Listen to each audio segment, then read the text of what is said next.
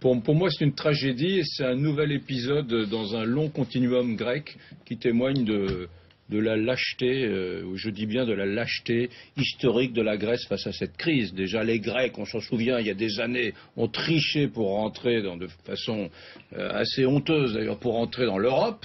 Les Grecs, face à la crise, ont fait preuve, encore une fois, d'une lâcheté collective édifiante. Aujourd'hui, eh bien, le dernier épisode, c'est quoi? C'est ce candidat de l'ultra-gauche, ce beau quadragénaire, séduisant, certes, mais qui vient dire, en gros, je vais étaler, qui vient dire, en plus, à l'Europe, probablement que nous ne paierons pas la totalité. Pour vous, c'est un démagogue. Donc, c'est un démagogue, et surtout, je pense, moi, aux contribuables français, et plus généralement aux instances européennes, qui sont sophistiquées, qui sont intelligentes, qui sont là pour aider les Grecs, eh bien, qui vont être cocus, parce qu'un poujadisme de l'ultra-gauche est en train de faire un bras d'honneur magnifique à l'Europe, même si l'Europe est imparfaite, même si l'Europe a peut-être un peu trop demandé aux Grecs de se serrer la ceinture, mais c'est une tragédie pour nous, c'est une tragédie de l'intelligence, c'est une insulte à ce que nous avons inventé, nous, en Europe, de sophistication, de dispositifs intelligents pour permettre à chaque nation de grandir dans la cohérence. Et c'est très triste ce qui se passe ce soir. Et vous savez ce qui est triste,